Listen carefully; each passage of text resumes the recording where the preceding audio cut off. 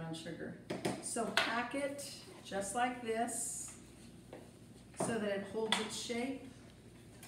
Even if a recipe says a ½ cup of brown sugar and it says nothing about packing it, always pack brown sugar. That's just how you measure it.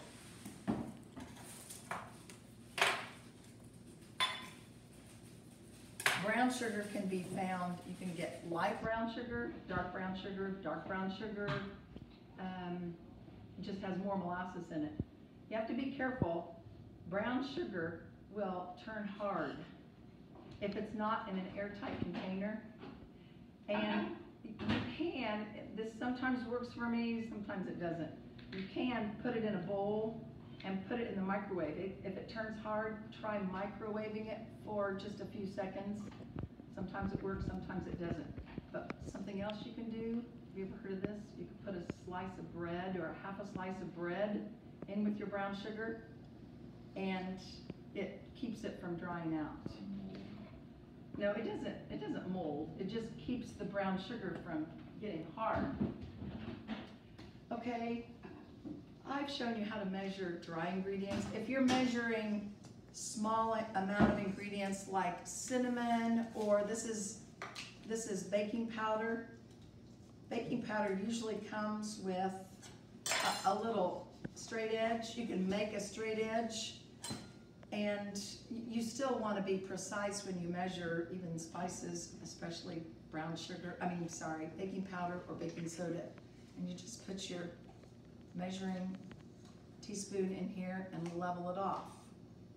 So if it calls for a teaspoon, it doesn't mean a heaping teaspoon. It doesn't mean a partial teaspoon. It means precisely a teaspoon. All I've been doing is measuring dry ingredients. Let's talk about liquid ingredients.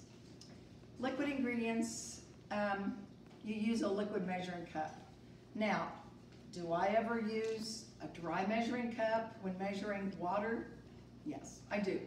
Depends on what I'm making. If I'm making chili and I want a cup of tomatoes or a cup of tomato sauce in my chili, yeah, I'll use a dry measuring cup, because in cooking, remember, you can fudge a little, you can put more of this, less of this, but if you want to be precise in baking and you're measuring a liquid, you want to use a liquid measuring cup. A cup is a cup, except a liquid measuring cup has a spout, so you can pour it. It also has the increments on the side of it: 1/4 cup, 1/2 cup, 1/3 cup, 3/4 of a cup. It also has ounces, so if you only need 2 ounces or 3 ounces, it has those measurements on the side. Has a handle and what's called headspace right up here. If you needed precisely a cup of milk or a cup of oil, it's kind of hard to measure exactly a cup using a dry measuring cup, because you're going to pick it up and take it over to your mixing bowl or whatever you're preparing. So that's why it's more accurate to use liquid measuring cup. You also read the measuring cup at eye level. Put it on a solid surface. If you need exactly 2/3 of a cup, you read it at eye level. Okay? Let's do eggs next. Every recipe, if a recipe calls for an egg or 2 eggs or 3 eggs or whatever, they're talking about large eggs. You can buy small eggs, medium eggs, large eggs, and sometimes jumbo. I always buy large eggs because that's what recipes are intended for. Now, there's different ways of breaking an egg. Depends on how you were brought up. I've seen people, and I think my husband breaks an egg on the counter and then breaks it open. You can break it on the side of the bowl or the side of the skillet if you're frying an egg, but sometimes you've got egg that dribbles down the side of the skillet, then it's cooked on. I think the easiest way to break an egg is with a straight edge, and you give it one firm tap and then separate the shell trying very carefully not to get the shell into the egg. Now sometimes a recipe will call for only the egg whites. You know, there's the yolk, the yellow part, and then there's the egg white. It's actually called albumin. Well, only the yolk has fat in it. And I mentioned making an angel food cake. Or some people are on a low-fat diet or no-fat diet, only use the egg whites. The egg whites have no fat. An angel food cake is only made up of egg whites. And the recipe that we use at school for making angel food cake calls for a dozen egg whites, 12 egg whites. So it only makes sense to separate each egg separately. And I'll show you how to do that. Eggs actually separate more easily when they are at room temperature. Did you know that? Yeah. And the way I separate an egg, again, I use a knife, and I make one firm tap, and I carefully pull the eggshell apart, and just let that albumin, which is the egg white, just overflow the yolk, and you just go back and forth with the shell, and put the yolks aside. It may call, you might have another recipe that calls for only the egg yolk. 2 egg whites are equivalent to 1 egg. So if you don't want the fat in your scrambled eggs, or if you're making angel food cake, that's how you separate it. Now, if I were to do 11 more eggs, if I needed 12 egg whites, I would get out another bowl and I would separate it and then add it to, okay?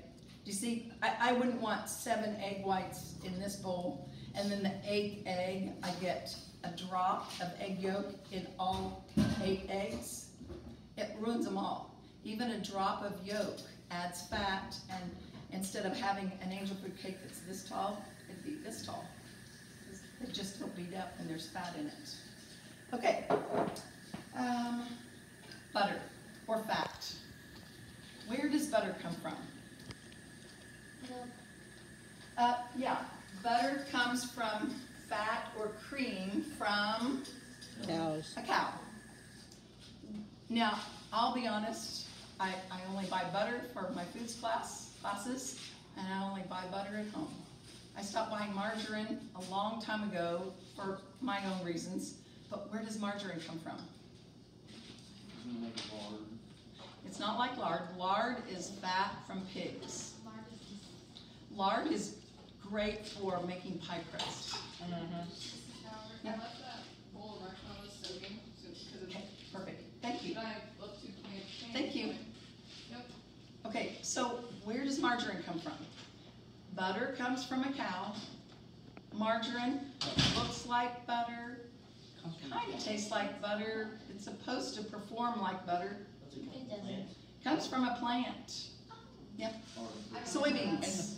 Soybeans. And they add chemicals, which is personally why I don't buy margarine. It comes from soybeans, and then they add chemicals that make it look like, taste like, act like butter in baked products.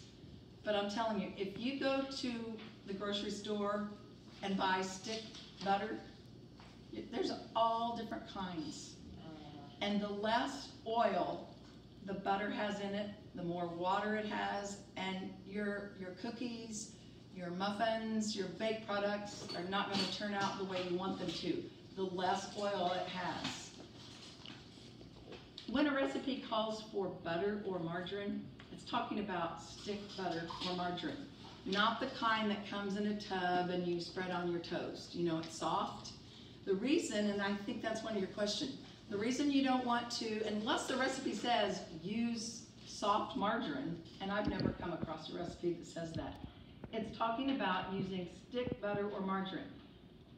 The soft margarine that comes in a tub has air and water incorporated into it. And a half a cup of soft margarine is not going to make your product what it's supposed to versus using a half a cup of stick margarine or butter. And by the way, 1 stick equals half a cup. If you need 1/4 of a cup, or if you need 2 tablespoons of butter or margarine, on the side of the stick of butter or margarine, it's divided into 1 tablespoon increments. There's 8 tablespoons in a stick of butter or margarine, and you just cut it. Cut it with a knife and use what your recipe calls for. Okay, anybody have questions? Alrighty. Did I answer all your questions? You can.